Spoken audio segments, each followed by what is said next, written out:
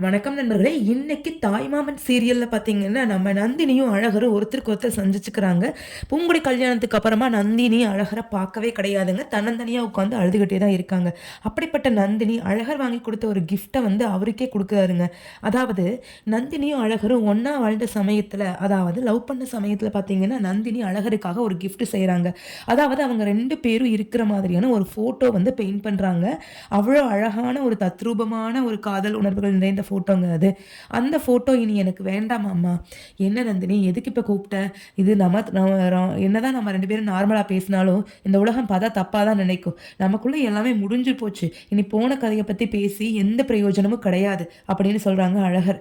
ஆமாமாம்மா, போன கதை தான். முடிஞ்சு போன கதை தான். உங்களுக்கு அது முடிஞ்சு போன கதையா இருக்கலாம். ஆனா எனக்கு என்னோட வாழ்நாள் முழுவதும் நான் அத நினைச்சுக்கிட்டே இருக்க போற கதை மாமா. அப்படின்னு ரொம்ப அழுதுகிட்டே சொல்றாங்க நந்தினி. நந்தினி போதும் நிறுத்து. சும்மா எதையாவது ஒரு எண்ணத்த மனசுல வளர்த்துக்கிட்டு, உன்னோட வாழ்க்கைய சேர்ந்து நீயும் ஸ்பாயில் பண்ணிறாத. என்ன பொறுத்தளவுக்கு நீ சந்தோஷமா என்னைக்கு இருக்கிறியோ, அன்னைக்கு தான் நானும் சந்தோஷமா இருப்பேன். அப்படின்னு சொல்லிடுறாருங்க.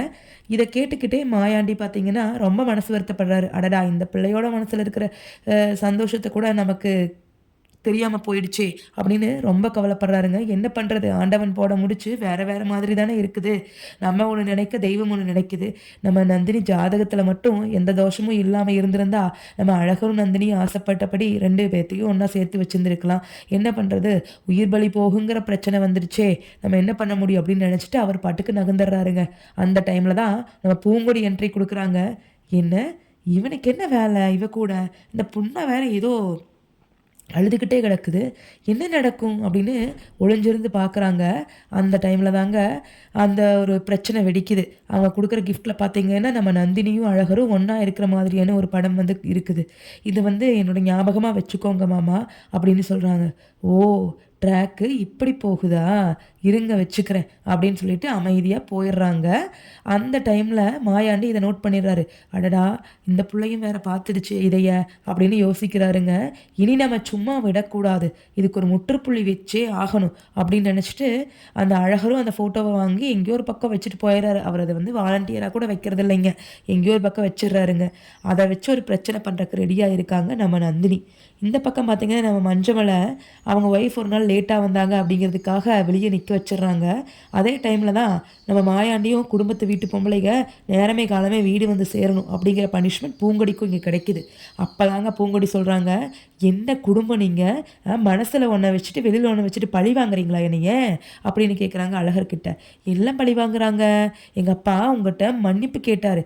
எம்மா மன்னிச்சுடுமா, கொஞ்ச நேரம் வெளிய நிக்க வச்சது தப்பு தான்" அப்படின்னு மன்னிப்பு கேட்டாரு. ஆனா உங்க அப்பா, ஏன் உங்க அம்மாக்கு பண்ணது என்ன நியாயமா? ஒரு நாள் பூரா வெளிய நிக்க வச்சீங்க. ஒரு அடிமை மாரி வேலை வாங்குறீங்க எங்க அத்தைய நீங்க உங்க வீட்ல. எப்படி உங்க வீட்ல பண்ணா ஒரு நியாயம், எங்க வீட்ல பண்ணா ஒரு நியாயமா?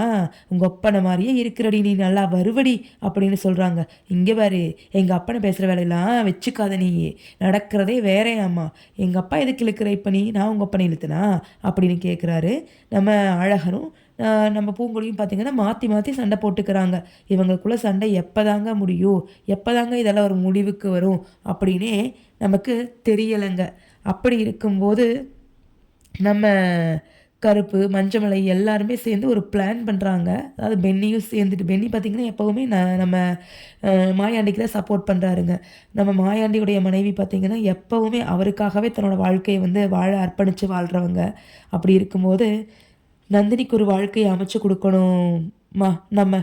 இப்படி அந்த பிள்ளை பார்த்தீங்கன்னா, நம்ம அழகர நெனச்சுக்கிட்டே வாழ்ந்துக்கிட்டு கிடக்குது. அதுக்கு ஒரு முடிவு கொண்டு வரணும். அதுக்கு ஏதாவது ஒரு நல்ல பையனா பார்த்து கட்டி வச்சோம்னா மட்டும்தான், நமக்கு நம்ம அழகர் பூங்கொடியோட வாழ்க்கையில வந்து இனி அவங்க 2 பேரும் கான்சன்ட்ரேட் பண்ண முடியும். நம்ம அழகர் பையன்கூடயும் அந்த புள்ள கூட ஒண்ணா வண்ணா பழகிட்டான். இனி அதுலேருந்து மீண்டு வந்து நம்ம பூங்கொடி பிள்ளை கூட வாழ்க்கைய நடத்துறது வந்து அவ்வளவு ஈஸியான விஷயம் கிடையாது. அது ஒழுங்கா நடக்கணும் அப்படின்னா, இந்த பிள்ளைக்கு ஒரு நல்ல பையனா பார்த்து கட்டி வச்சோம்னா மட்டும்தான், அவங்க அவங்களோட பழசுகள மறந்துக்கிட்டு, அவங்கவங்களுடைய வாழ்க்கைய தனித்தனி ட்ராக்ல தொடங்குவாங்கம்மா அப்படின்னு நம்ம மாயாண்டியும் அவங்க மனைவியும் பேசிக்கிறாங்க. என்னங்க பண்றது? நான் என் அண்ணன் மகள கட்டி வைக்கணும்னு ஆசைப்பட்டேன். நீங்க உன் தங்கச்சி மகள கட்டி வைக்கணும்னு ஆசைப்பட்டீங்க. இப்ப விதி போட்ட முடிச்சு பார்த்தீங்கன்னா, இது 2ம் சேர்ந்து தான் குடும்பம் நடத்தணும்னு இருக்கு. அப்ப நம்ம கையில என்னங்க இருக்கு? அதெல்லாம் போக போக சரியாயிடுங்க அப்படின்னு சொல்றாங்க. பார்ப்பாங்க. இனி வரக்கூடிய எபிசோட்ல நந்தினிக்கு ஜோடி யாரு? அவங்களோட வாழ்க்கை எப்படி அமையுது? இல்ல பூங்கொடி அழகர் வாழ்க்கையில நந்தினி ஒரு வில்லியா உருவெடுப்பாங்களா? இது எல்லாமே நம்ம வரப்போற எபிசோட்ல பார்த்தா தாங்க தெரியும். தொடர்ந்து நம்ம ப்ரெடிக்ஷன தெரிஞ்சுக்கணும் அப்படின்னா, நம்ம சேனல சப்ஸ்கிரைப் பண்ணுங்க, ஷேர் பண்ணுங்க, மறக்காம லைக் பண்ணுங்க. Thank you.